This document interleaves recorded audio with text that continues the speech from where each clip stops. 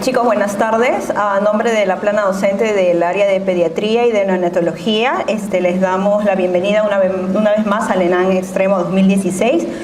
Vamos a proceder a revisar las preguntas de los exámenes Salud, ENAM y Residentado Médico del 2015 y hemos creído conveniente también revisar algunas otras preguntas de Residentado Médico de diferentes años con el objetivo de ver los temas que tienen mayor rentabilidad, que por lo tanto se ven con mayor frecuencia en estos exámenes. Ahora, independientemente del examen importante que van a dar la próxima semana, pediatría le van a agarrar cariño y van a realmente valorar su importancia cuando hagan el SERUM, ya que una de sus actividades va a ser la consulta médica y en la consulta aproximadamente 7 de cada 10 pacientes son consultas pediátricas, entonces es importante conocer al menos qué temas van a ver con mayor frecuencia. Bien, entonces vamos a comenzar. Bien, dice, niño de 6 años con dolor abdominal, artritis, exantema purpúrico localizado exclusivamente en miembros inferiores y heces parecidas a la jalea de fresas. Me preguntan cuál es el diagnóstico más probable. Entonces, en esta pregunta hay un dato que es fundamental, que es el exantema purpúrico de localización exclusiva en miembros inferiores. Por lo tanto, la respuesta es la vasculitis o la púrpura de Henoch-Schönlein. Para eso, ustedes deben de conocer cuál es el algoritmo diagnóstico de la púrpura en pediatría. Entonces, ante un niño con una púrpura, primero tienen que ver su estado general. ¿El niño luce tóxico?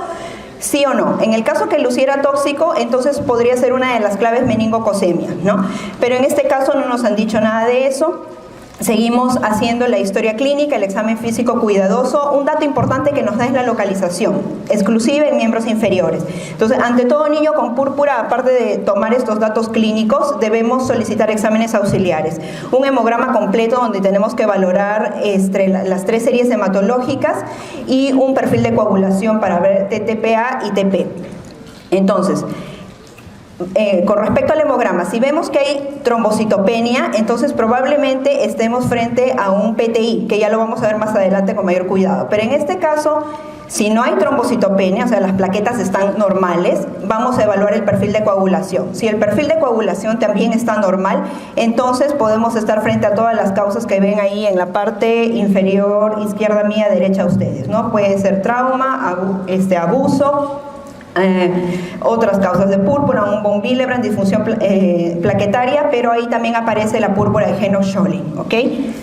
Entonces, es una púrpura palpable, que es el criterio esencial, es una vasculitis de pequeños vasos, la vasculitis más frecuente en pediatría, ¿ok? Y que aparte de este criterio esencial de la púrpura palpable tiene que estar presente cualquiera de los otros criterios, ¿no? Dolor abdominal, artritis o artralgia, compromiso renal con hematuria, ¿no? Y bueno, la biopsia que lo que va a determinar es los depósitos de inmunoglobulina A.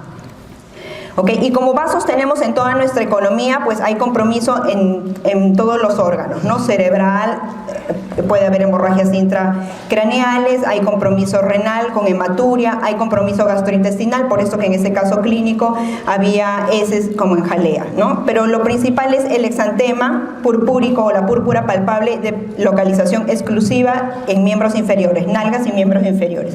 Y esto es una púrpura de Henoch-Schönlein si es que aún no lo han visto en su internado. ¿Ok? Esta pregunta es bastante sencilla porque simplemente es una pregunta de conocimiento. ¿Ok? Preguntan en la colestasis neonatal el valor de la fracción conjugada o la bilirrubina directa con respecto a la bilirrubina total, ¿cuál es? Preguntan. Y la clave es la A, que es mayor al 20%. ¿Ok? Entonces, colestasis neonatal también es un tema importante. Clínicamente ustedes van a ver un niño con ictericia, con heces acólicas o hipocólicas y con coluria. Puede ver asociado hepatomegalia y otras características. Algo que les pueden preguntar sobre colestasis es las causas. La causa más frecuente en la etapa neonatal es la hepatitis neonatal idiopática, o sea, no se llega a saber la causa, ¿ok? Y cuando hay una ictericia persistente, un síndrome colestásico que ya pasa a la edad del lactante, la causa principal es una atresia de vías biliares, y eso es importante que ustedes recuerden ahora cuando van al SERUM. Un niño que tiene una ictericia persistente es fundamental que tenga bilirrubinas, y si ustedes encuentran una bilirrubina directa aumentada, tienen que hacer obligatoriamente el descarte de una atresia de vías biliares, ¿ok? Bien. La siguiente pregunta también es una pregunta de conocimiento sencilla. Me hablan sobre deficiencias de vitaminas. Me dicen la pelagra como enfermedad es producida por el déficit de cuál de todas estas vitaminas, y la clave es la B, niacina. ¿Ok? Entonces, generalmente preguntan el déficit de vitaminas del complejo B, ¿no? En el caso de la tiamina o vitamina B1 tenemos que su deficiencia produce el beriberi. En el caso de la riboflavina produce características clínicas como glositis, quelosis. El déficit de niacina, como es en el caso en la pregunta, pelagra. Okay, el déficit de piridoxina nos va a producir convulsiones, y eso es lo que principalmente preguntan sobre deficiencia de vitaminas. Okay. Esa pregunta dice: lactante de 6 meses que fue operado al nacer por mielomeningocele. Va a la consulta, encuentran que tiene fiebre en 38 grados y no tiene ninguna otra sintomatología de importancia. Entonces me dicen qué diagnóstico podría ser. Hay un dato importante aquí, el antecedente del mielomeningocele. Y el enfoque de esta pregunta es el enfoque de un lactante febril sin foco, ¿no? Les dicen que simplemente hay fiebre, no nos dan ningún dato de alguna exudado amigdaliano, o que hay molestias ópticas, o que hay diarrea, hay tos, nada. Es un lactante febril sin foco. Entonces, cuando ustedes tengan eso, lo primero que tienen que hacer es solicitar un examen de orina, porque es una de las manifestaciones de infección urinaria en lactantes, simplemente fiebre, ¿no? También obviamente puede haber vómitos, irritabilidad, pero eso es lo principal. Y más si esto está asociado a ciertos factores de riesgo, como es en el caso clínico la presencia de mielomeningocele, ¿no? El mielomeningocele es una patología, un defecto del tubo neural que va asociado a hidrocefalia, que va asociado a disfunciones en la micción, ¿no? Entonces estos niños tienen vejiga neurogénica, entonces eso es un factor de riesgo para hacer infección urinaria.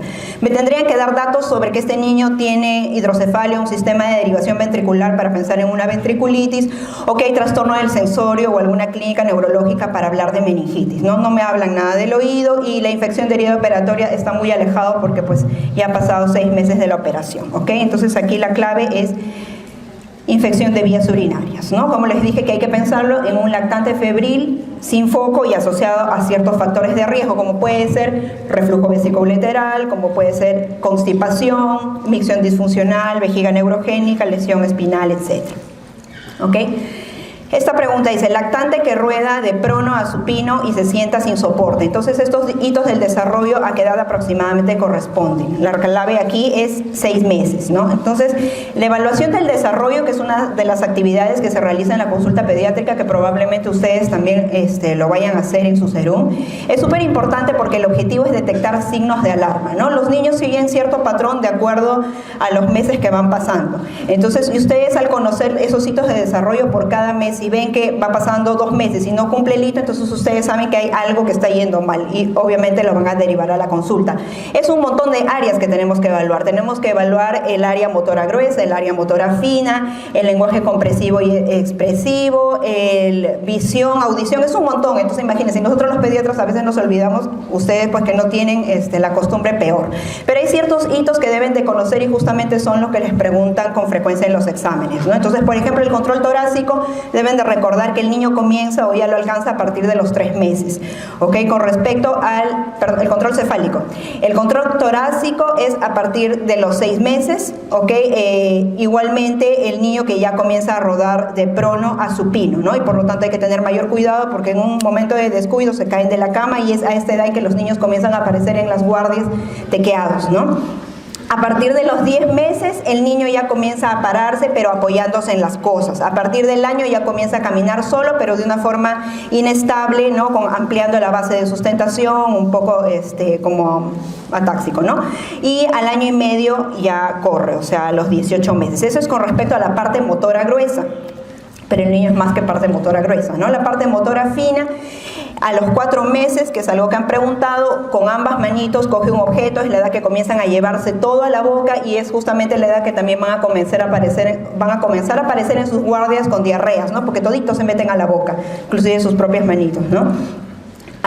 Eso es a los 4 meses. A los 6 meses ya puede coger con ambas manos un objeto, o sea, puede coger 2 objetos, ¿verdad? A los 8 meses comienza a hacer de forma torpe, pero ya comienza la pinza, que es pulgar índice, ¿okay? A los 11 meses ya esa pinza es completamente fina. A los 18 meses podemos ver que el niño ya va a comenzar a armar torres de cubos. Comienza con 3 cubos, pasan 3 meses, o sea, a los 21 meses, y arma 2 cubos más, o sea, torre de 5 cubos. Pasan 3 meses, o sea, a los 24 meses, y son 2 cubos más, 7 cubos. Y a partir de los 30 meses ya no solo hace en horizontal, sino también hace en vertical, o sea, ya, no solo en vertical, sino también en horizontal, o sea, ya comienza a hacer puentes, ¿ya?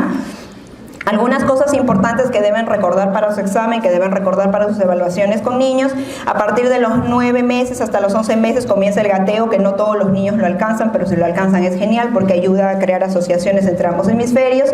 ¿Okay? A los 2 años ya sube y baja escaleras, pero sin alternar los pies. A los 3 años ya alterna los pies, puede montar el triciclo. A los 4 años salta en un pie, ¿no? Y la parte motora fina, más o menos a los 2 años copia la línea, a los 3 años el círculo, a los 4 la cruz y el cuadrado, y a los 5 los triángulos.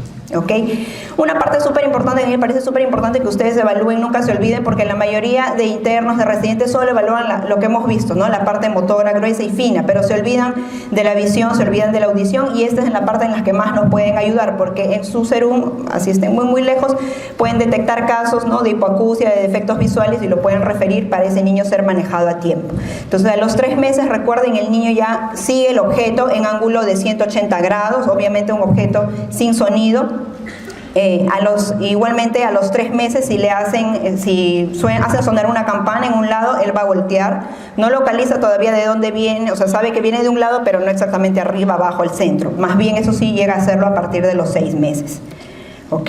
Y el lenguaje, que es otra cosa que también les preguntan, lo pueden recordar de la siguiente manera. Los 6 primeros meses es la fase del balbuceo, gorgoritos, donde todas las mamás se emocionan porque dicen que su niño ya está hablando, ¿no? Obviamente es la primera forma de comunicarse del niño, pero aún está comenzando el lenguaje, pero aún no habla, son los gorgoritos. De los 6 meses a los 12 meses es la etapa del silabeo. El niño repite varias veces ma, parece que dijera mamá, pero ni siquiera tiene idea de lo que está hablando, simplemente hace el silabeo, ¿ok? De ma y de pa. A partir del año hasta los 18 meses ya ahí sí comienza las palabras, ¿no? La etapa del palabreo. Entonces ahí sí dice mamá y sabe que se está refiriendo a la mamá o se está dirigiendo a la mamá, ¿no? Ahí vemos que de 12 a 14 meses más o menos maneja 2 a 3 palabras, de 15 a 17 meses 4 a 6 palabras. A partir del año y medio hasta los 2 años comienza la etapa del fraseo, ¿no? Entonces ya dice mamá, teta, dame agua, ya hace frases, ¿ok?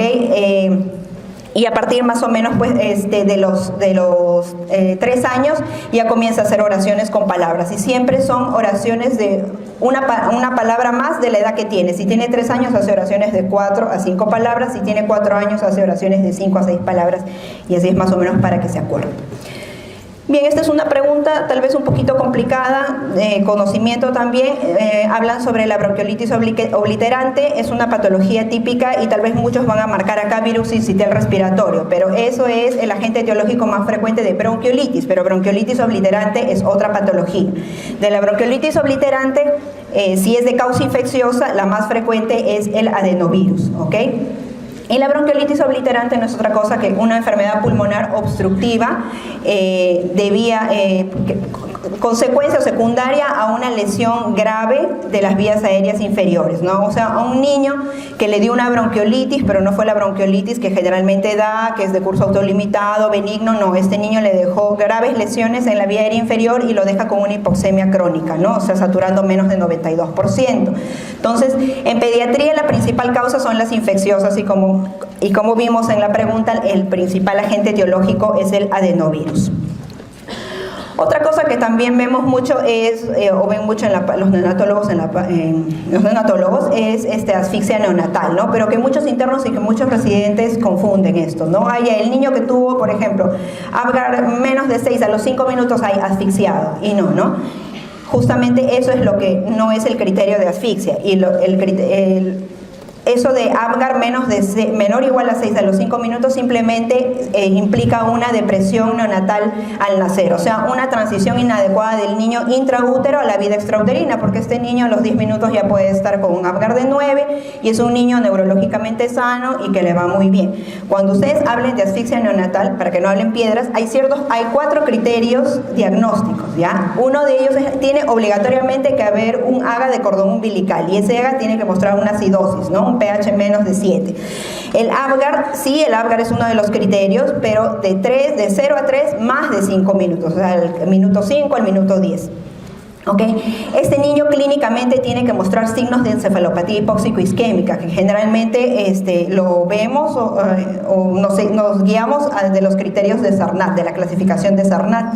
Y tiene que haber evidencia bioquímica de disfunción orgánica múltiple, ¿no? Esto fue un periodo de hipoxia severa, mantenida, entonces ha habido lesión de varios sistemas, ¿no? Hay compromiso hepático, hay compromiso renal y eso se tiene que traducir en la parte bioquímica. Si cumple todos esos criterios, entonces ahí recién ustedes están hablando de un niño asfixiado, pero no es solo Apgar el único criterio.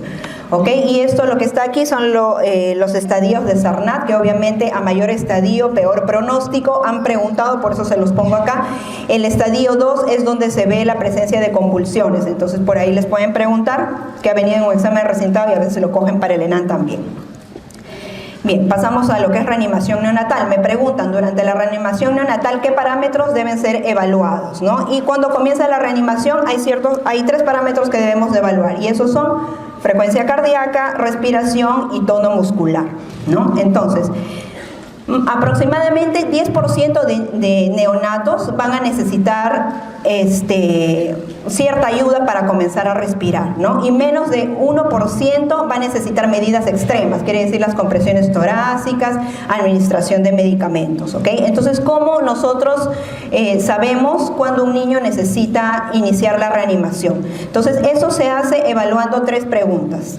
Una de ellas es si es una gestación a término, o sea, de 37 semanas a más, si el niño tiene buen tono muscular y si el niño está respirando o llorando. El niño que lo sacan y ¡guau!, está con un llanto fuerte, entonces ese niño, por ende, tiene una buena frecuencia respiratoria y está respirando, ¿no? Entonces, si la respuesta es sí a estas 3 preguntas, hablamos de un recién nacido vigoroso y ese niño pasa a la mamá, ya han visto ustedes en su internado, ¿no?, el contacto piel a piel, y ahí junto a la mamá es que se le hacen los cuidados de rutina, ¿no?, el secado, el mantener su temperatura corporal adecuada, si hay necesidad de secado, de secreciones, secado y nada más, ¿ok? Pero si la respuesta a alguna de estas preguntas es no, o sea, no es una gestación a término, o no tiene buen tono, nace flácido, o no hay esfuerzo respiratorio al momento de nacer, entonces con ese niño comenzamos la reanimación neonatal, ¿ok? Entonces, en el primer minuto son los cuidados de rutina iniciales, el secado, el dar calor. Obviamente ya no lo vamos a poner en contacto piel a piel con la madre, lo llevamos a una cuna radiante y lo único que hacemos, a diferencia de un niño que nace vigoroso, es estimularlo, ¿no? Y tal vez algunos de ustedes lo han hecho, que es frotarle bien la patita, frotarle la espaldita, y entonces a veces con eso los niños comienzan a respirar, comienzan a llorar y ahí acabó. Pero ¿qué pasa si al minuto de hacer esto, de estimularlo, de secarlo, el niño no respira, está en apnea o está boqueando? Evaluamos la frecuencia cardíaca y está menos de 100, entonces ahí inicia el segundo paso en la reanimación, que es la ventilación a presión positiva, ¿no?, lo que hacen con su ambú. Y tienen que hacer eso durante 1 minuto. ¿Qué es lo que tienen que evaluar? Al minuto terminando, frecuencia cardíaca. Si la frecuencia cardíaca sigue menos de 100, entonces ustedes tal vez estoy ventilando mal, ¿no? Comienzan a revisar si está bien puesta la mascarilla, si es que no tiene secreciones, la posición del niño, hacen una revisión. Si todo está ok, evalúan frecuencia cardíaca otra vez, y si esta ya está menos de 60 latidos por minuto, ahí recién empiezan las compresiones torácicas, ¿ok? Durante 1 minuto. Si a pesar de hacer compresiones torácicas continúa la frecuencia cardíaca menos de 60, viene la administración de medicamentos, ¿no?, que es básicamente la adrenalina o la epinefrina, y también la administración de volumen. Entonces, eso es el algoritmo de reanimación neonatal, y como ven, siempre se evalúan parámetros frecuencia cardíaca, parámetro respiración y el tono muscular, ¿ok? Bien. Ahora, como siempre, a toda regla hay excepciones, ¿no? ¿Qué pasa en los recién nacidos que nacen con líquido amniótico meconial, ¿no? Como en este caso dice, es un recién nacido con líquido meconial espeso y tiene llanto vigoroso y tiene buen esfuerzo respiratorio. ¿Qué actitud hacen? Antiguamente lo intubaban y le aspiraban y hacían todo eso, ¿no? Pero ahora, si el recién nacido está vigoroso, a pesar que tenga líquido amniótico meconial, se continúan los cuidados de rutina, o sea, no se le reanima, ¿ok? La respuesta es secado, aspiración y observas, pues no siempre en el transcurso ya comienza con algún salam o algo así. Bien. Otro tema frecuente es vacunaciones, ¿no? Y han preguntado sobre vacunación contra virus de papiloma humano. ¿En qué grado de primaria debe ser aplicada a las niñas? La respuesta es en 5º grado de educación primaria, ¿ok? Tenemos el esquema nacional de vacunación para mayores de 5 años, uno de los más importantes que ahora le está tomando bastante importancia el gobierno es a papiloma humano, ¿no? ¿No han visto las propagandas de PPK que tienen más de 80% de cobertura y todo? Entonces probablemente les pregunten otra vez. Entonces se pone a todas las niñas en 5º grado de primaria o a las niñas que no van al colegio, aquellas que tengan 10 años, que son cualquiera de los dos criterios, y son 3 dosis. La primera, la segunda a los 2 meses de la primera y la tercera a los 6 meses de la segunda, ¿ok? Y de todos modos quise poner el esquema nacional de vacunación, que esto es algo que se lo tienen que aprender de memoria porque alguna pregunta va a caer de ahí, ¿no? ¿Qué vacuna corresponde a los 2 meses? ¿O qué vacuna, le ponen un caso clínico, qué vacuna le falta? O sea, sí o sí lo tienen que aprender, ¿no? Recuerden, al recién nacido recibe 2 vacunas, que es BCG y hepatitis B. Las vacunas de los 2 meses y los 4 meses son las mismas, ¿no? Que es rotavirus, neumococo, pentavalente y polio, que ahora es intramuscular, ambas, tanto a los 2 meses como a los 4 meses. ¿Okay? A los 6 meses viene la tercera dosis de la pentavalente y la tercera de la polio, pero que ya es de forma oral. Que a los 7 y a los 8 meses viene la vacuna de la influenza, al año viene la primera de la SPR y la tercera de neumococo, a los 15 meses es fiebre amarilla, a los 18 meses la segunda dosis de la SPR y comienzan los refuerzos a los 18 meses. El primer refuerzo de la DPT, el primer refuerzo de la polio oral y de ahí nos olvidamos del chibolo hasta los 4 años, ¿no? Donde le colocamos los segundos refuerzos, que es el segundo refuerzo de DPT, el segundo refuerzo de polio oral. Importante, vacuna contra rotavirus, un niño que no comenzó de forma ideal a la edad que debe comenzar, solo se puede colocar máximo hasta los 4 meses y la segunda hasta los 5, o sea, no debe pasar más de los 6 meses, ¿ok? Ya. Y otro tema que bastante preguntan con relación a las vacunas es vacunas y pacientes inmunodeficientes. Puede ser porque son inmunosuprimidos porque es post-trasplante, o son pacientes VIH, o son usuarios de corticosteroides de forma crónica, ¿no? Entonces, en esos niñitos, ¿qué vacunas están contraindicadas? Y básicamente son las vacunas a virus vivos atenuados, ¿no? Aunque esto es agarrado con pinzas porque en la vida real, por ejemplo, rotavirus, que es una vacuna de virus vivo atenuado, se puede colocar en niños con VIH, pero siempre y cuando no estén en estadio SIDA o no estén sumamente inmunodeprimidos, ¿no? Igual con la SPR, igual con la fiebre amarilla, que son a virus vivos. Pero la única sí que para nada se pone es la polio por vía oral, ¿no? Y entonces ustedes preguntarán, ¿y estos niños a los 6 meses qué le ponemos, no? Tenemos que ponerle la pentavalente y supuestamente le corresponde la polio vía oral según esquema.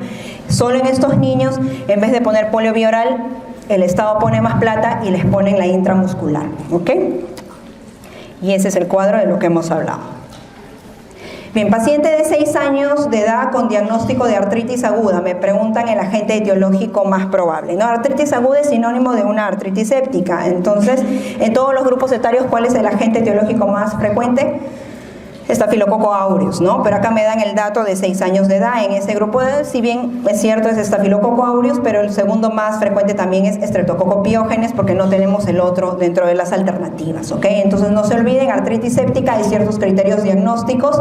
Cuando ustedes sospechen de ella, van a encontrar un paciente que viene con una articulación dolorosa, una articulación que al examen está caliente y que por lo tanto le impide la función de esa articulación, hay limitación funcional.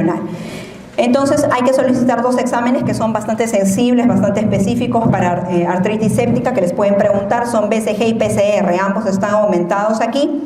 Si es que tienen clínica y más estos exámenes auxiliares positivos, entonces nos vamos al diagnóstico de certeza, o sea, vamos a hacer punción de la articulación, ¿no? Y hacemos una artrocentesis que al final es quien nos va a dar el diagnóstico definitivo y la causa de esta artritis aguda. Recuerden que la articulación más frecuentemente afectada es la cadera, seguida de la rodilla y último el tobillo, ¿ok? Y como les dije, en pediatría todo es de acuerdo al grupo etario, por eso generalmente siempre les ponen niño de 3 meses, niño de 1 año, niño de 5 años, porque de acuerdo a la edad va variando la etiología de muchas enfermedades. Entonces, en estos casos, para artritis séptica, para niños mayores de 5 años son 2 los principales agentes etiológicos, Staphylococcus aureus, que es en todos los grupos etarios, pero se agrega aquí Streptococcus pyogenes. Bien, me dicen aquí neonato de 1 día que presenta inestabilidad térmica, hepatomegalia, ictericia generalizada. ¿Cuál es el diagnóstico? Como se dan cuenta, son signos bastante inespecíficos y eso es lo que caracteriza mucho en pediatría, ¿no? Todo es muy inespecífico por la edad.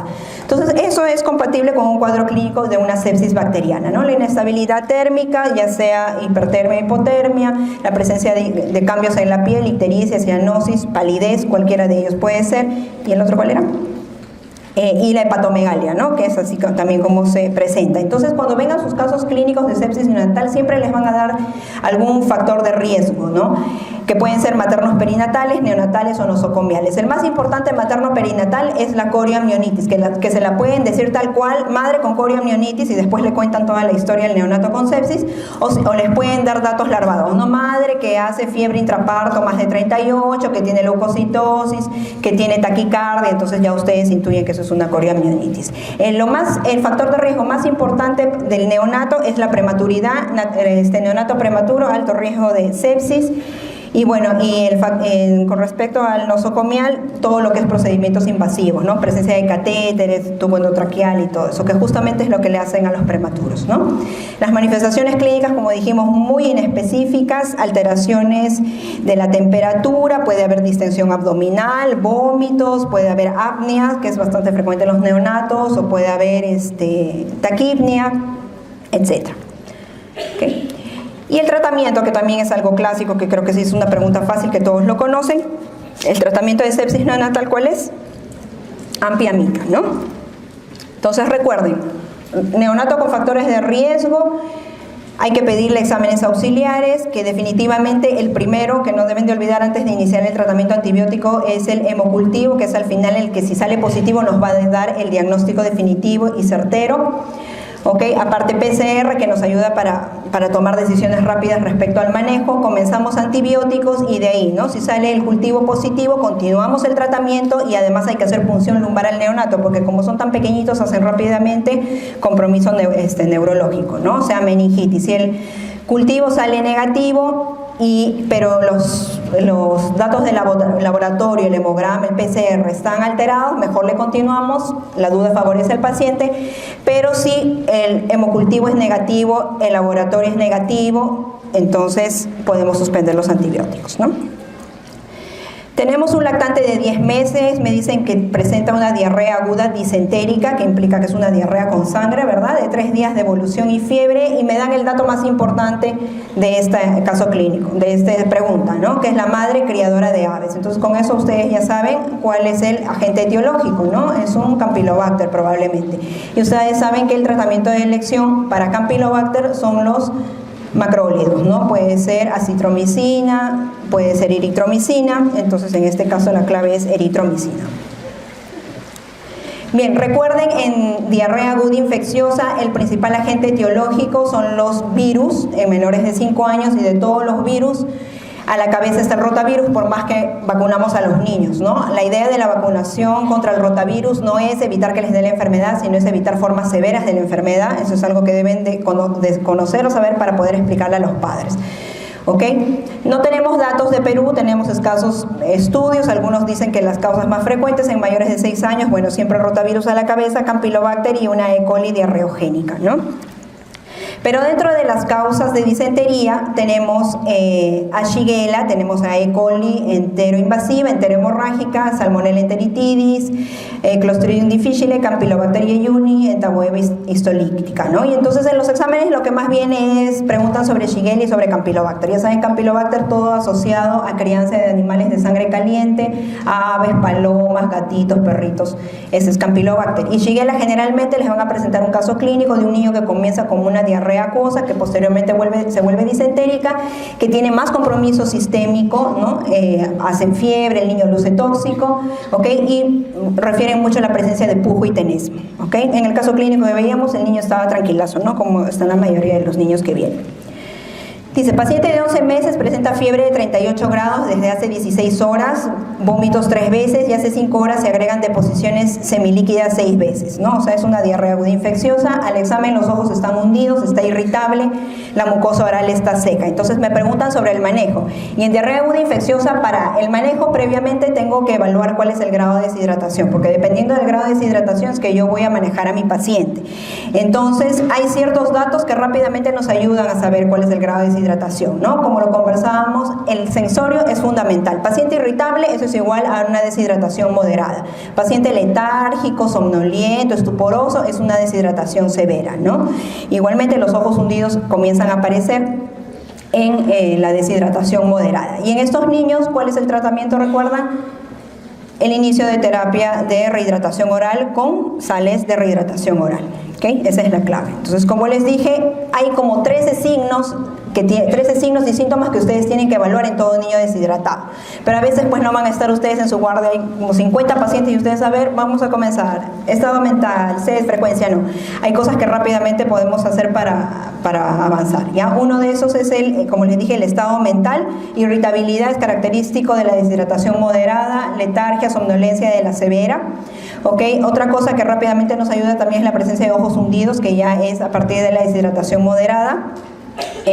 Y como vamos a ver, la deshidratación severa a su vez se puede clasificar en dos tipos, ¿no? La severa sin shock y la severa con shock. Entonces, ¿cómo rápidamente podemos nosotros saber frente a qué paciente estamos? Entonces, ahí tenemos que recurrir a dos signos que son fundamentales. La presencia del llenado capilar, rápidamente le sacan la media al niño, hacen el llenado, si es más de 2-3 segundos, entonces es un niño que está no solo deshidratado severo, sino que está chocado. El manejo es completamente diferente, ¿no? Otra cosa que también nos ayuda es la presencia del pliegue cutáneo, cuando hay una retracción muy lenta, aproximadamente es análogo al llenado capilar, más de 2-3 segundos de retracción del pliegue, también es sinónimo de que el niño está chocado, ¿no? Entonces este es el algoritmo diagnóstico, no sé si se ve muy bien, pero lo cierto, que si un niño llega a su guardia con historia de diarreas y no tiene signos de deshidratación o a lo más tiene uno, la mucosa seca, ustedes lo que van a hacer es mandarlo a la casa, decirle a la mamá que reponga las pérdidas volumen a volumen, que quiere decir por cada caca, por cada vómito es 10 cc por kilo. Le van a decir que siga su dieta normal, o sea, su alimentación normal, no le van a restringir nada y no le van a dar antibióticos, obviamente, ¿no? Los antibióticos se reservan, y eso en casos de disentería. ¿Ya? Ahora, si ustedes evalúan al niño y llegan a la conclusión que es una deshidratación moderada, ese niño, si no lo mandan a la casa, se queda en el establecimiento de salud porque tienen que reponerle esa cantidad de líquido que ha perdido. ¿Y eso cómo lo calculan? ¿No? La cantidad es entre 50 a 100 mililitros por kilo, ¿no? Y eso se lo tienen que dar en 4 horas. ¿Y qué es lo que le tienen que dar? Sales de rehidratación oral. Acabo que tenga alguna contraindicación, ¿no? Que el niño esté distendido y ustedes sospechen que esté con un hilio metabólico, o que tenga vómitos incoercibles, y pues ahí sí, caballero, lo tienen que hospitalizar para hidratación endovenosa.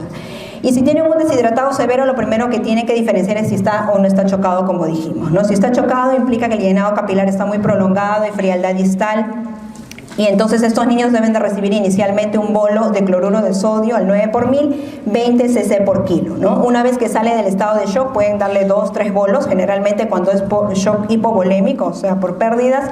Al segundo bolo el niño está despertando mágicamente como en una hipoglicemia, ¿ya? Y pasan inmediatamente, van bajando, ¿no? Es en escaleritas. Si estaba chocado, pasa a deshidratación severa. En deshidratación severa, el cálculo de volumen que tienen que reponer es 100 cc por kilo, ¿no? O sea, si es un niño de 10 kilos, será 1000 cc, ¿no? Que lo pueden hacer en 3 horas o en 4 horas, ¿ok? Y es de una solución, ya no es de cloruro, es una solución de dextrosa al medio normal. Bien. Dice lactante, a ver si me han entendido, responderemos esta. Lactante de 9 meses que pesa 7,8 kilos, traído a emergencia por presentar diarrea aguda acuosa, y acá ya ni siquiera les dejan que piensen, de frente les dicen es una deshidratación severa. Entonces simplemente tienes que saber cuánto dar en una deshidratación severa. ¿Cuál es el volumen de solución endovenosa en mililitros que debe reponer en 4 horas? ¿Cuánto es? La A, ¿no? 780, porque es 100 cc por kilo. Si pesa 7,8 kilos es 780. Bien, dice, niño de 8 meses lo traen a emergencia porque presenta movimientos tónico-clónicos generalizados de aproximadamente 16 minutos y que se repiten, o sea, serán 2 o 3, no nos dicen, solo dicen que se repiten. Estuvo con tos y fiebre de 40 grados centígrados, ¿no? Después del episodio, en su posictal, pasa el posictal y ven que tiene debilidad del miembro inferior derecho, y es un niño que, por cierto, no tiene antecedentes relevantes, es un niño neurológicamente normal, es lo que nos están diciendo. Entonces, ¿cuál es el diagnóstico?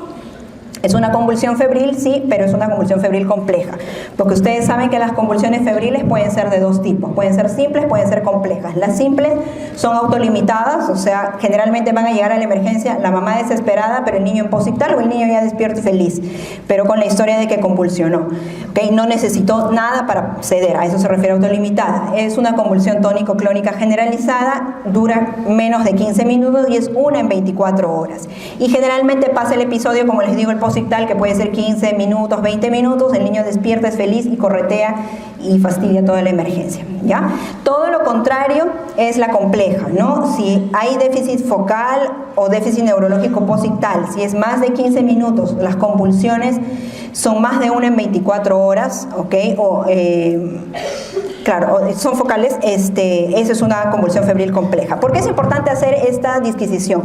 Si es simple o es compleja. A la simple ustedes nada más lo que van a hacer es buscar el foco de la fiebre, ¿no? Que al final fue lo que desencadenó la convulsión, darle el tratamiento para la enfermedad de fondo que tenga, que generalmente son infecciones de vías respiratorias superiores, faringitis, otitis, resfríos, y le dicen a la mamá que probablemente el niño nunca más vuelva a convulsionar y es feliz. En cambio, si es una convulsión febril compleja, ese niño no lo van a mandar a la casa, porque aproximadamente 20% de niños con meningitis debutan con una convulsión febril compleja. Entonces ese niño se tiene que quedar en observación o tiene que hospitalizarse hasta que hagan la punción lumbar y descarten que no sea una meningitis. Si no es una meningitis, pues lo mandan a la casa y todos somos felices, ¿ya? Bien, ¿qué fármaco está indicado en el tratamiento inicial de la convulsión febril del lactante? ¿Cuál es la clave? Es cualquier benzodiazepina, diazepam en este caso les han puesto acá, pero son bien malos, ¿no? Porque cuando ustedes estén en el CERU, así como ustedes van a ser novatos, su enfermera también va a ser novata, y a ver pues quién va a poder rápidamente, cuando el chibolo está convulsionando, poder canalizarle una vía, porque el diazepam endovenoso, ¿no? O si no es rectal, intrarrectal, y no creo que en el CERU tengamos diazepam intrarrectal. Entonces, sugerencia, consejo, llévense su midazolam, que es lo que usamos, porque lo pueden poner intranasal mientras su enfermera se demora en canalizarle la vía, ¿ok? Bien, recién nacido de 28 horas de vida que presenta hipoactividad, polipnia y plétora, ¿no? Tiene una edad gestacional de 42 semanas, la madre ha tenido preeclampsia leve. En el laboratorio su hemograma es normal, pero aquí nos da la clave para la respuesta, ¿no? Tiene un hematocrito de 70%, la glucosa 55%. ¿Cuál es el diagnóstico? Es una policitemia, ¿no? Policitemia se define como un hematocrito más de 65%, con ciertos factores de riesgo asociados. Los más comunes y los que les vienen en los casos clínicos es el retraso del clampaje, ¿no? El que dio a luz en su casa y que viene el chibolo conectado a la mamá todavía, entonces ese tiene riesgo de hacer policitemia, ¿no? O ciertas enfermedades que cursen con insuficiencia placentaria, como puede ser la preeclampsia, ¿no? Bien, niño de 6 años que presenta adelgazamiento, náuseas, vómitos, flatulencia, esteatorrea y deposiciones semilíquidas intermitentes, claras y malolientes. ¿Cuál es el diagnóstico, no? Acá la clave que nos va a dar la respuesta es la presencia de esteatorrea, diarreas y heces esteatorreicas, ¿no? Eso lo hace un parásito que se llama Giardia, ¿ok? De Giardia han preguntado. Primero sepan que la parasitosis más común en la infancia no es giardiasis exactamente, es la oxyuriasis, ¿ok? Y que también vienen muchas preguntas sobre la oxyuriasis, pero es bastante fácil de reconocer, ¿no? La clínica es del prurito anal o de la niña con vulvovaginitis, justamente secundaria a la migración del gusanito de la zona anal a la zona vaginal, ¿no? Y que el diagnóstico se hace con el test de Graham y que el tratamiento es con albendazol. Ahora, con respecto a Yardia, lo que ha venido es cuál es el tratamiento de elección. El tratamiento de elección es metronidazol, que se da para yardiasis en dosis de 15 miligramos por kilo al día y que se da durante un tiempo de 5 días. ¿Ok? De los demás parásitos se pueden olvidar por el momento, acabo que quieran ser pediatras. Ya, lactante de 11 meses con historia de fiebre de 3 días, que luego de caer la temperatura presenta erupción maculopapular iniciándose en tórax y extendiéndose a extremidades y cuellos. ¿Cuál es el agente etiológico más probable? Hay un montón de exantemáticas, ¿ya? Entonces, pero las podemos diferenciar, gracias a Dios, porque tienen ciertas características clásicas, ¿no? Y por ejemplo, en el caso de esta exantemática, esa es su característica básica, ¿no? Que hace fiebre. No hay otro foco aparente, le pedimos examen de orina, como dijimos, al lactante febril sin foco, nada, sale negativo, ya le vamos a hacer punción lumbar porque no sabemos qué hacer y de repente cae la fiebre y aparece el exantema, ¿no? Eso hace la enfermedad que se llama exantema súbito. Entonces ustedes se emocionaron y dijeron, bien, exantema súbito, buscaron la clave y no hay, ¿no? Les preguntan un poco más difícil es la pregunta, ¿cuál es el agente etiológico? Entonces eso es algo que también tienen que manejar. Y la clave es la D, ¿no? Herpes virus tipo 6, es quien produce esta enfermedad exantemática. Entonces revisemos algunas exantemáticas que vienen con frecuencia en el examen. De sarampión, me interesa que recuerden el tiempo de incubación, que es más o menos 10 a 12 días, y la clínica, ¿no? Cursa por varias fases, de las cuales la más importante es la fase prodrómica, porque es en ella que aparece el signo patognomónico, que son las manchas de Koplik, y también gracias a la presencia del triple catarro es que van a poder distinguirla de otras exantemáticas, ¿no? O sea, les van a contar el caso clínico de un niño que tiene coriza, que tiene tos y que tiene conjuntivitis. A eso se le llama el triple catarro. Entonces, cuando vean exantema asociado al triple catarro, ese es un sarampión. Rubiola, le van a contar la historia de los exantemas, que no se las aprendan porque es bastante complicado, pero les van a decir en el caso clínico que hay presencia de adenopatías. Entonces ahí ustedes rápidamente, sin pensarlo 2 veces, van y marcan rubiola. ¿Ok? Con respecto al eritema infeccioso o quinta enfermedad, lo que les pueden preguntar es sobre el agente etiológico. Lo produce el parvovirus B19 y ustedes lo van a reconocer en su caso clínico porque es el típico exantema embofetada, ¿no? O encachetada. Y otra cosa que les pueden preguntar es que esto está asociado a un episodio de pancitopenia transitoria, ¿no? Justamente parvovirus eso es lo que hace, disminuye las 3 series hematológicas y hace un periodo de pancitopenia transitoria. Bueno, como el caso clínico que hemos visto es exantema súbito, es que no hay más que revisar ahí. Varicela lo vamos a ver más adelante.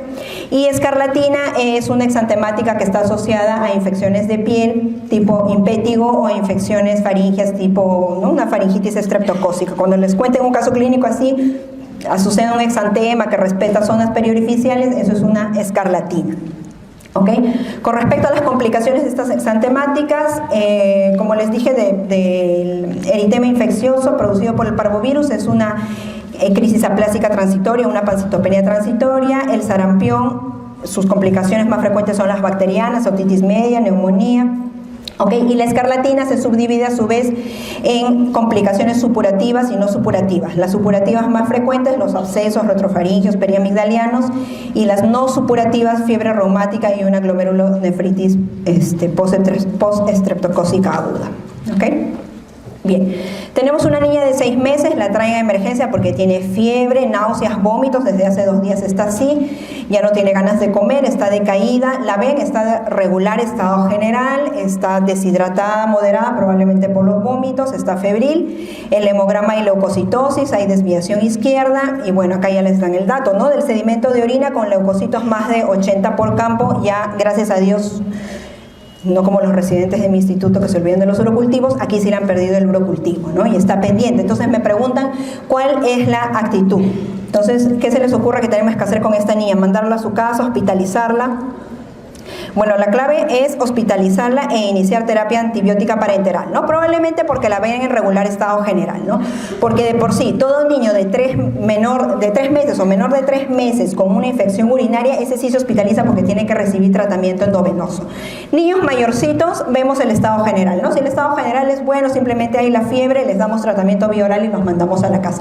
Probablemente acá la clave sea hospitalizarla por el regular estado general en que está el paciente. ¿Ya? Ese es el manejo de la infección urinaria. Como les digo, si es menor de 3 meses se hospitaliza para tratamiento endovenoso, pero si no podría ir a la casa para tratamiento vía oral por 7 días. Si es una cistitis, el tratamiento es más corto, es por aproximadamente 3 días. Bien, tenemos un niño de 8 años de edad, ya tiene el diagnóstico de asma, no hay que pensar mucho porque a veces también les pueden poner todos los datos clínicos y para que ustedes lleguen al diagnóstico. Bueno, acá ya les dijeron que es un niño asmático y les dice que tiene crisis o exacerbaciones de 6 semanas de intervalo, o sea, está con crisis tras crisis, es el típico niño, ¿no?, que los para visitando a cada rato en la emergencia y los para queseando. Entonces, para evitar que las quesee, ¿qué es lo que ustedes van a decirle cuando vaya a su guardia? Primero que vaya por consultorio, porque es por ahí donde debe ser tratado, para que inicie sus corticoides inhalados, que finalmente es el tratamiento de control del asma, ¿no? Entonces recuerden, actualmente el GINA, la clasificación de asma, nos la hace la vida súper fácil. O el niño está controlado, o está parcialmente controlado, o no está controlado, ¿no? Y para eso evalúa ciertos parámetros, ¿no? Si tiene síntomas diarios, si le limita la actividad, si tiene síntomas nocturnos, si necesita medicación de rescate, que es el salbutamol, ya sea con su inhalador o ya sea que quesearlos en su emergencia, y la espirometría. Entonces, si no tiene ninguno de ellos, quiere decir que está controlado y somos felices, no le damos nada. Pero basta que tenga cualquiera de estos, por ejemplo, en nuestro caso clínico, las exacerbaciones, entonces ya tenemos que comenzar a tratarlo. Y como les repito, el tratamiento de control del asma son los corticoides inhalados, que en niño comenzamos a bajas dosis. ¿Ok? Bien, eso es lo que hemos conversado. Seguimos. Neonato de 18 horas de vida que presenta vómitos biliosos y en su estudio radiográfico, que es finalmente lo que nos ayuda a hacer el diagnóstico, tiene el signo de doble burbuja. Entonces, doble burbuja, doble D, entonces es la D, atresia duodenal. O sea, es la... Yo me acordaba, y les digo así para que se acuerden, atresia duodenal tiene D en... La radiografía es el signo de la doble burbuja, DD, o sea, es una forma de poder recordarlo. Pero al fin y al cabo, el enfoque es de vómitos, ¿no? Vómitos en neonatos o vómitos en menores de 3 semanas. Hay múltiples causas, ¿no? Como dice aquí, situaciones fisiológicas, errores en la alimentación, las infecciones nos pueden dar vómitos, errores innatos, pero definitivamente las causas más frecuentes son las patologías obstructivas gastrointestinales, todos los tipos de atresias, esofágica, duodenal, yeyunal. ¿Okay? Que básicamente nos ayuda la radiografía a distinguir entre ellas, y como en este caso clínico en la duodenal, la radiografía, el signo de la doble burbuja nos ayuda a hacer el diagnóstico. Me preguntan cuál es la manifestación clínica más frecuente de la insuficiencia cardíaca del recién nacido y del lactante de por sí también. La clave es la disnea, ¿no?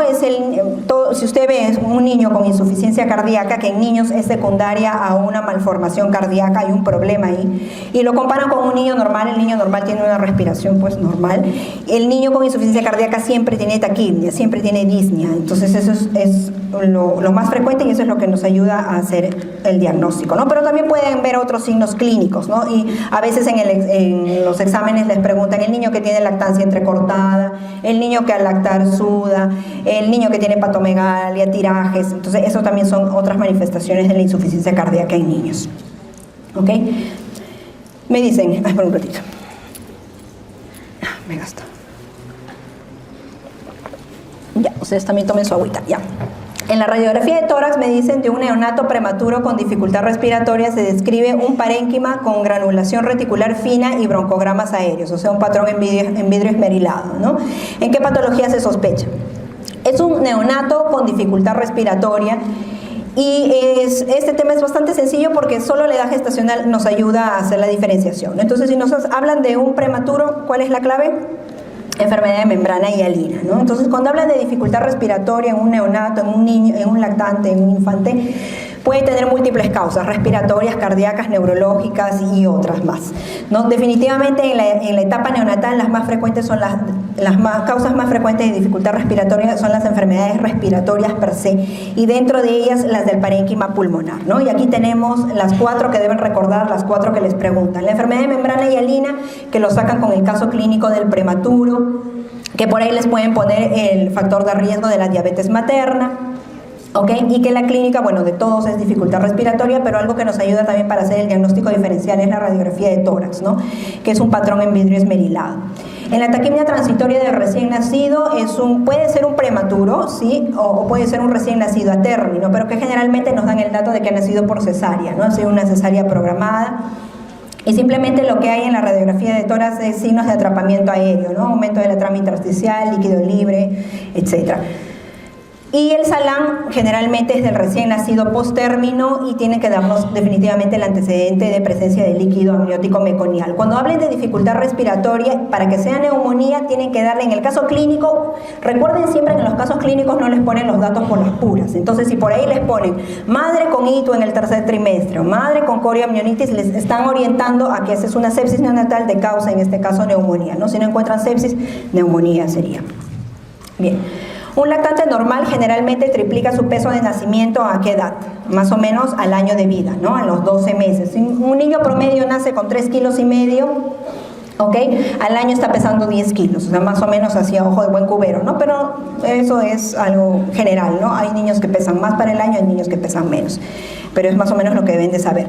Este cuadro es importante porque les ayuda rápidamente a ver, cuando hagan su evaluación de su control de niño sano, ver si este niño está yendo bien o está mal, ¿no? Por ejemplo, con respecto a la circunferencia occipitofrontal, un niño promedio nace con una circunferencia de 35 centímetros, ¿no? Y en el primer trimestre crece 2 centímetros por mes, de ahí de los 3 a los 6 meses es 1 centímetro por mes y de los 6 meses al año es 0,5 centímetros. Recalco en eso porque ha venido un caso clínico, ¿no? Que les decían que se evalúa un niño nace con 35 centímetros de circunferencia occipitofrontal y al mes lo evaluamos y tiene 39 centímetros.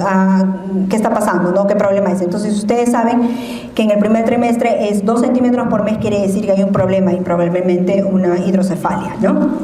Igual con la talla promedio de un niño al nacer es 50 centímetros y al año está, durante el primer año de vida gana aproximadamente 25 centímetros, ¿no? Y con respecto al peso, para un niño en promedio de 3 a 3,5 kilos al nacer. Recuerden que la primera semana, las primeras 2 semanas pierde peso, en la primera semana pierde peso y para la segunda semana ya está recuperando el peso del nacimiento, ¿no? Duplicando su peso al nacer, que es algo que también ha venido a los 5 meses y triplicando el peso, como en el caso de la pregunta, al año de vida, ¿no? Y bueno, y aprovechamos a hablar un poquito de los dientes. La erupción de los dientes es más o menos a los 6 meses y los primeros en aparecer son los incisivos centrales inferiores. Ya. Dice, lactante de 8 meses, nacido a término con un peso de 2,7 kilos, alimentado exclusivamente con leche materna. Va a su segundo control de crecimiento y desarrollo y la curva está en el percentil 50. Entonces me preguntan cuál es el ritmo de crecimiento que presenta. Si está en el percentil 50 quiere decir que está yendo bastante bien, ¿no? Es un niño que tiene un crecimiento normal. Entonces, una de las actividades del control del niño sano es la evaluación del crecimiento y del estado nutricional. Lo que hacemos es evaluar ciertas variables antropométricas, peso, talla, perímetro cefálico, y estas las comparamos con ciertas tablas de referencia, que son las que están acá, se las presento. Entonces, hay tablas de peso para la edad, hay tablas de peso para la talla, de talla para la edad y las tablas de perímetro cefálico. Entonces, durante el primer año, que el control del niño debe ser mensual, ¿no? Entonces, ustedes en cada consulta deben ir graficando el crecimiento del niño en estas tablas. E idealmente debería de estar entre las 2 líneas rojas, no se ve muy bien, pero que es de menos 2 desviaciones a más 2 desviaciones estándar. Si está en el verde, que es el punto 0, el percentil 50, ya, pues es lo ideal. Pero lo importante es que crezca paralelo a la curva de referencia entre menos 2 a más 2. Ahora, si tenemos la tabla de peso para la edad, y algo va mal ahí, eso nos ayuda a hacer diagnóstico de desnutrición y sobrepeso. O sea, si tenemos algún parámetro que está por debajo de la desviación menos 2, estamos hablando en general de un niño con desnutrición, no sabemos si es aguda, si es crónica. Y si tenemos un niño que está por encima del más 2 desviaciones estándar, estamos hablando de un niño con sobrepeso. Ahora, si es que evaluamos a un niño en la tabla de peso para la talla, ahí tenemos varios diagnósticos nutricionales para concluir, ¿no? Si está entre el percentil menos 2 y menos 3 desviaciones estándar, hablamos de una desnutrición aguda, pero si está menos del menos 3, estamos hablando de una desnutrición severa. Si está entre 0 y más 2, entre más 2 y más 3, hablamos de sobrepeso, y si está por encima del más 3, hablamos de obesidad. Lo que más preguntan de todas esas tablas es la tabla de talla para la edad, ¿no? En todas, como les digo, lo normal es que esté entre -2 y +2. Ahora, en la de talla para la edad, si está por debajo de -2, hablamos de talla corta. Y si está por encima de +2, hablamos de un niño alto. Y esto es importante porque si es que simplemente les dicen que un niño tiene una longitud para la edad o una talla para la edad por debajo de -2 desviaciones estándar y les ponen en alguna de las claves talla corta y malnutrición crónica o desnutrición crónica, marquen talla corta, ¿ok? Porque el diagnóstico como está acá es talla corta, lo cual puede tener múltiples causas. Puede ser malnutrición, puede ser enfermedades genéticas, puede ser enfermedades endocrinológicas, ¿ok? Y no necesariamente toda talla corta es igual a desnutrición, ¿ok? Bien, y obviamente en el monitoreo del crecimiento, que es mensual hasta el primer año de vida, lo que buscamos es que la gráfica del niño siga al patrón de referencia, ¿no? Como es en este lado de acá. Bien, ¿a qué edad en meses se considera que un lactante saludable alimentado con lactancia materna tiene riesgo de ferropenia? Es más o menos a partir de los 4 meses, ¿ok? Entre los 4 a los 6 meses, un niñito ya puede tener riesgo de ferropenia, ¿no? Pero en nuestro país es a partir de los 6 meses que recién lo consideran y por eso que a partir de los 6 meses ustedes en sus puestos de salud van a comenzar a dar sus suplementos de hierro, justamente para prevenir la anemia por deficiencia de hierro, ¿ok? Entonces, como les dije, ¿no? La malnutrición crónica se identifica especialmente, ¿en qué tabla lo vamos a encontrar? En la tabla de talla para la edad, ¿no? La tabla de talla para la edad nos da el diagnóstico de talla corta, pero una de las causas de talla corta es la malnutrición crónica. ¿Okay? Entonces, la clave es déficit de talla para la edad. Y justamente ahí está un algoritmo diagnóstico, ¿no? Tenemos un niño con talla baja, esa talla baja o esa talla corta puede ser patológica o puede ser idiopática, ¿no? Ahora, dentro de las causas patológicas postnatales, que son las que ustedes probablemente van a ver, hay unas de origen psicosocial y lo han preguntado, ¿no? Un niño que le pegan, que lo maltratan y tiene talla corta, ¿cuál es la causa? Y la clave es de origen psicosocial. La malnutrición definitivamente es la más frecuente, la causa más frecuente de talla corta, pero como les decía, también puede haber ciertas enfermedades endocrinas que pueden producir talla corta, ¿no? Por ejemplo, un Cushing, y ciertas enfermedades crónicas, los niños con insuficiencia renal, niños con problemas gastrointestinales también pueden tener talla corta. Bien, dice, lactante extraído para control de crecimiento y desarrollo, ya hemos visto los hitos, así es que esto podemos responderlo. Al ser evaluado, el personal de salud verifica que coge el sonajero, ¿recuerdan? Con las 2 manos, ¿a qué edad coge las cosas? 4 meses, ¿no? Mantiene la cabeza firme, pero no sostiene el tronco, o sea, tiene control cefálico, pero aún no torácico. Igual, está entre 3 meses y 6 meses, ¿no? No tiene prensión palmar, que desaparece más o menos a los 3 meses, y sonríe fuerte, que aparece a partir de los 2. Entonces, la clave más cercana, la A, ¿no? 4 meses. En pediatría, el antibiótico de primera elección para el tratamiento ambulatorio de la neumonía bacteriana adquirida en la comunidad, ¿cuál es? Es la conocida y no muy querida amoxicilina, ¿no? Lo que deben de recordar, la amoxicilina nos sirve para muchas cosas. Es tratamiento de elección para neumonía ambulatoria. La dosis es algo que le pueden preguntar, que es a 90 miligramos por kilo día, se da por 7 días, lo pueden dar en 2 a 3, dividido en 2 dosis o en 3 dosis. También es el tratamiento de elección de otitis media aguda y a la misma dosis. La diferencia es el número de días, no más días. Para otitis son 10 días. ¿Qué pasa si en 48 horas revalúan a su paciente? Porque todo paciente que lo manden a la casa con tratamiento de neumonía tiene que revaluarlo en 48 horas. Se supone que tiene que haber alguna mejoría clínica y si no, hay que sospechar que puede ser un germen productor de beta-lactamasa. Rotamos entonces, podemos rotar a cloranfenicol, o puede ser un germen diferente al neumococo, ¿no?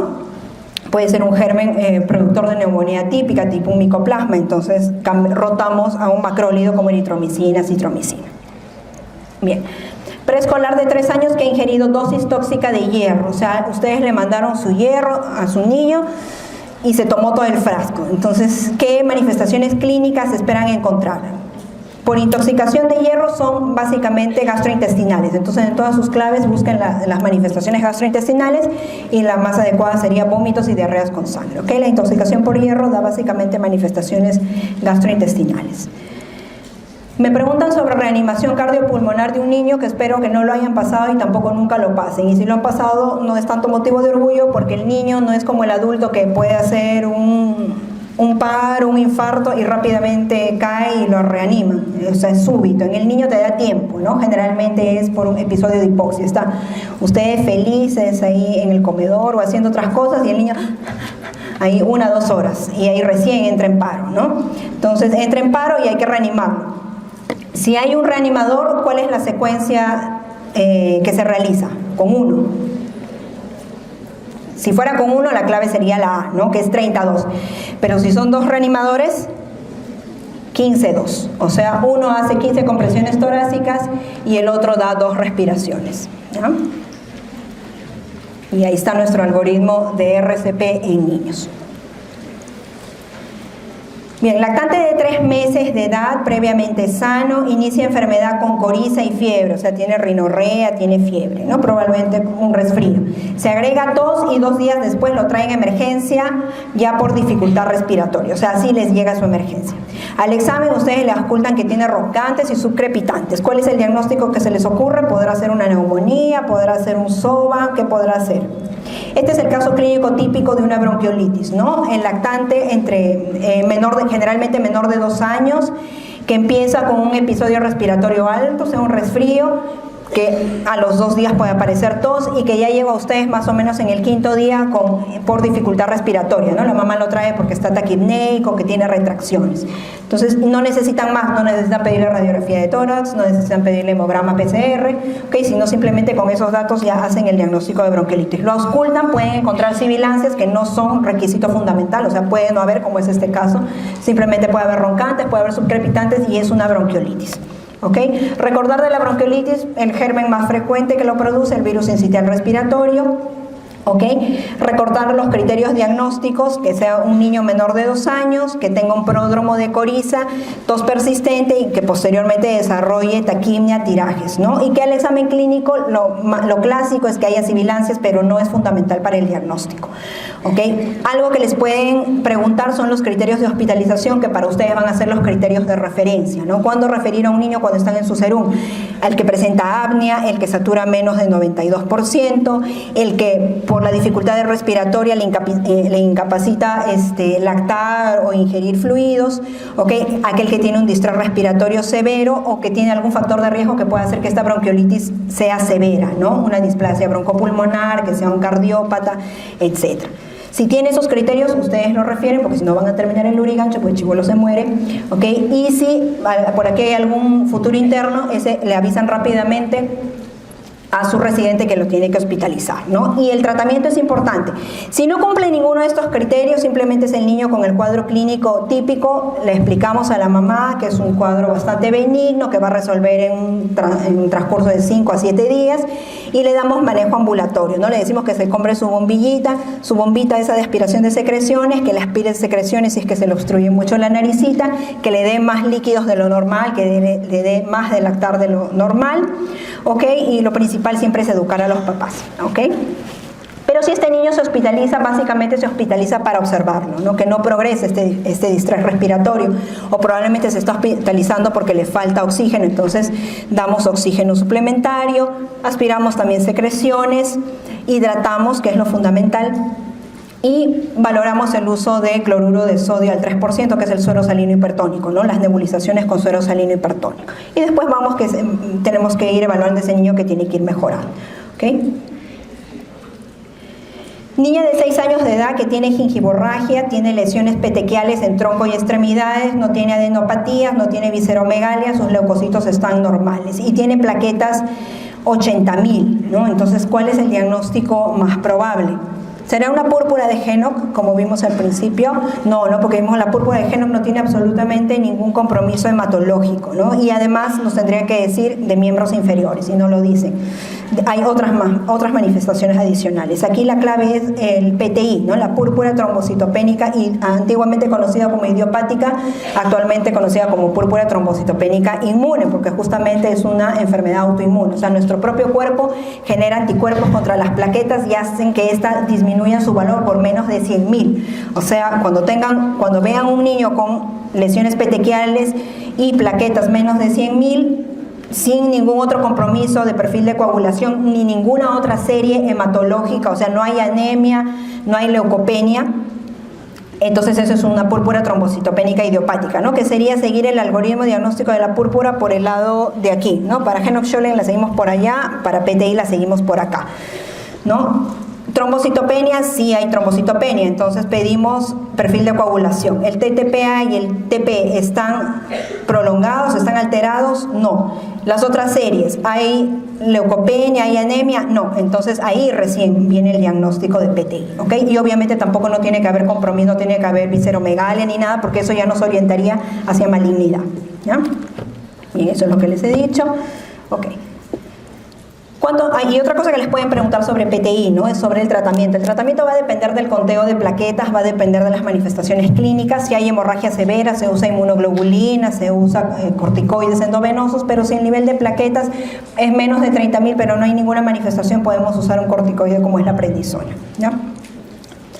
¿Cuántos gramos de proteína le corresponden a un escolar de 30 kilos? ¿Cuál sería la clave?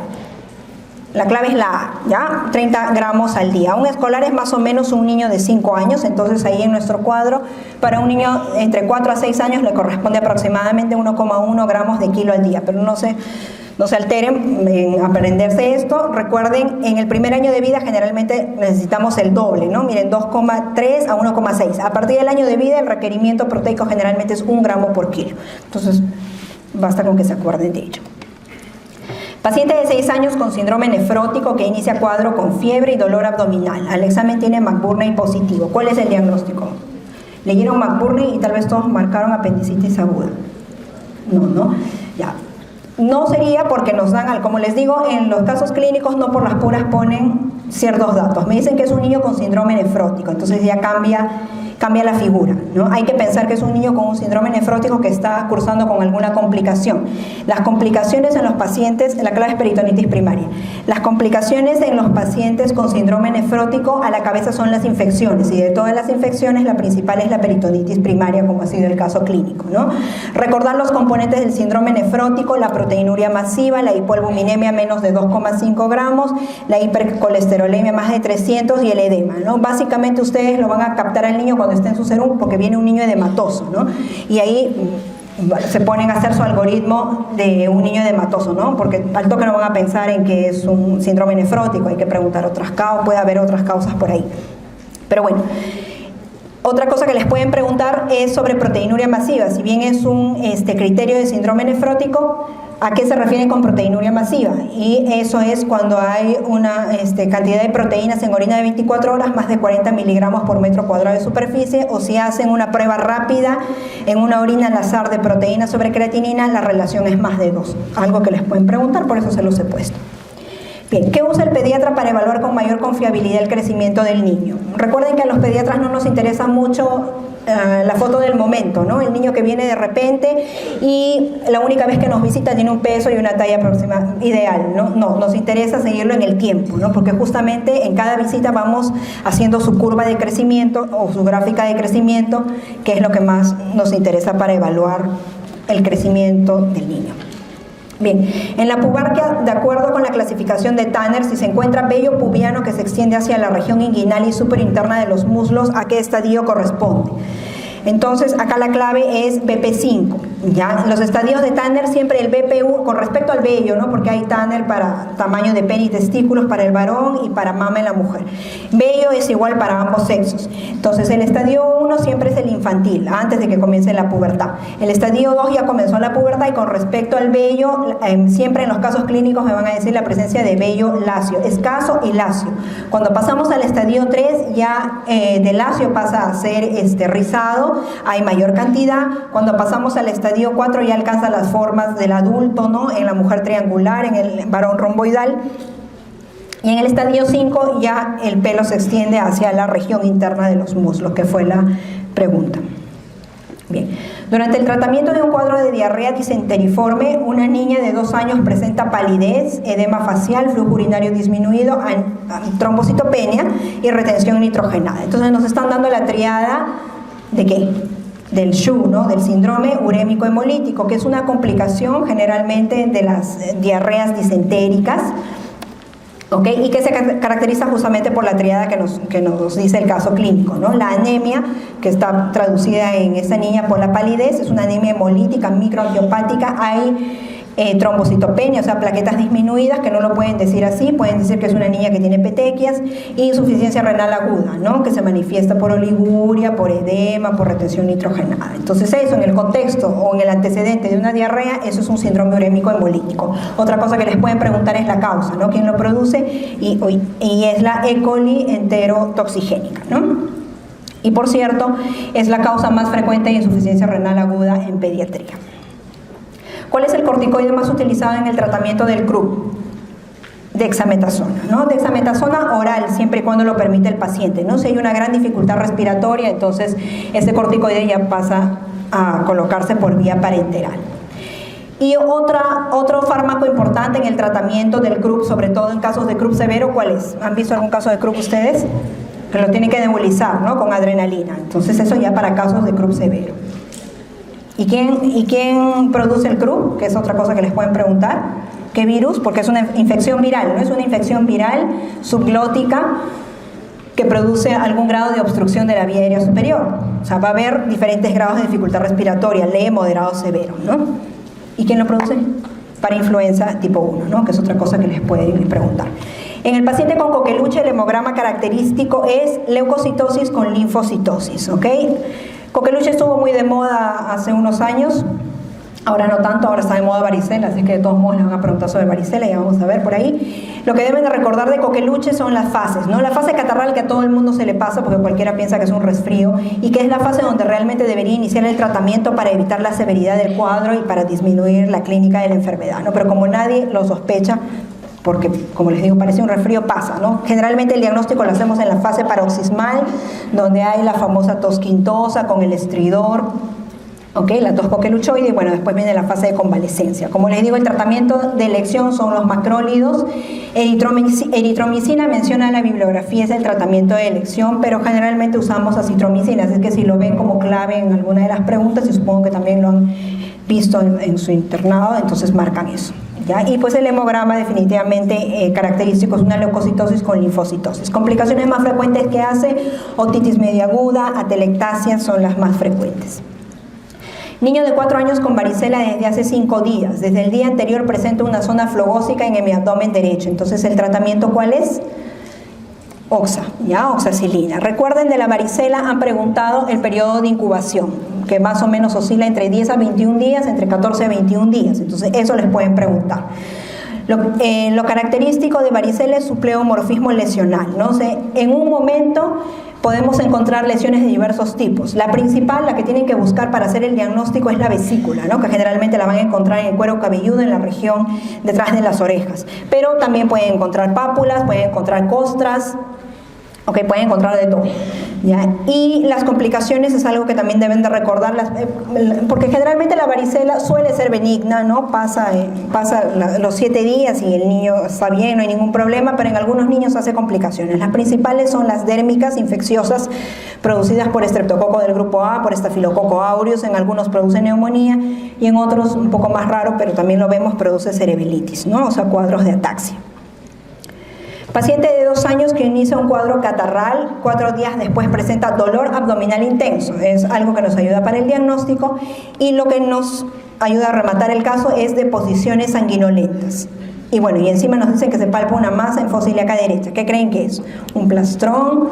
¿Una disentería? No, es una invaginación o una intususcepción, ¿no? Entonces recuerden, la intususcepción o invaginación es la principal causa de obstrucción en menores de 3 años, ¿ok? Y la clínica es típica, ¿no? Es un niño previamente sano, o por ahí nos dicen que hay un episodio respiratorio previo porque está asociada con infecciones por adenovirus, y de repente comienza con dolor abdominal intenso, que cada vez se va haciendo más intenso, ¿no? Refieren que es como las contracciones del parto, que el niño tiene que hacer una posición antálgica de las piernas contra el abdomen debido al dolor, puede haber trastorno del sensorio, y lo característico son las heces sanguinolentas o en jalea de Grosseille. Entonces, cuando vean un cuadro de dolor abdominal intenso asociado a deposiciones sanguinolentas, eso es un cuadro de intususcepción cuyo tratamiento es quirúrgico. ¿Okay? Lactante de 1 mes de edad con historia de 1 semana de enfermedad caracterizada por regurgitación y vómitos postprandiales. Luce deshidratado, hipoactivo y solo ha ganado 300 gramos de peso desde el nacimiento, ¿no? Primero, la edad. Es un niño con vómitos, ¿no? Vimos un caso clínico, una pregunta era un neonato con vómitos. Es bastante diferente cuando ya pasa a ser un lactante, ¿no? La principal causa, en este caso en lactantes de esta edad, aproximadamente 1 mes, es la estenosis hipertrófica del píloro, ¿no? Que son los vómitos lácteos en proyectil, que después de estos episodios el niño queda muy irritable porque se queda de hambre, ¿ok? Y obviamente como vomita todo, hay poca ganancia ponderal, ¿no? Porque recuerden que en el primer trimestre el niño cuántos gramos al día gana más o menos, que es otra cosa que les pueden preguntar, es 30 gramos al día aproximadamente. Obviamente algunos, y sobre todo los alimentados con lactancia materna, ganan más, pero el promedio es 30, ¿no? Entonces, o sea, para 1 mes este niño por lo menos ya debía ganar 1 kilo, ¿no? Bien. Y bueno, eso es la estenosis hipertrófica. No. El agente causal del impétigo ampollar en lactantes y niños pequeños, ¿cuál es? Ojo, me dicen impétigo ampollar. Si es impétigo ampollar, el causante es el estafilococo aureus coagulasa positivo, ¿no? Tenemos 2 tipos de impétigo. El más frecuente es el contagioso, que es el producido por el Streptococcus pyogenes, que es el que hace las típicas costras mielicéricas, ¿no? Pero también hay otro tipo de impétigo, que es el sobreagregado, una infección sobreagregada a la anterior y que es producida por Staphylococcus aureus, que es característico la presencia de ampollas en él. El calostro difiere de la leche madura por tener ¿qué tiene más el calostro que no tiene la leche madura? Proteínas, ¿no? Por eso que se dice, tiene más proteínas. Por eso se dice que el calostro es la primera vacuna del recién nacido. Por eso es la importancia del contacto de piel a piel, si es que no necesita reanimación ese pequeño, ¿no? Porque con el calostro le vamos a dar una gran cantidad de inmunoglobulina A, proteínas que lo van a proteger contra las infecciones. Y nuestra última pregunta: ¿se considera retraso de la erupción dentaria cuando no hay ningún diente a partir de qué edad?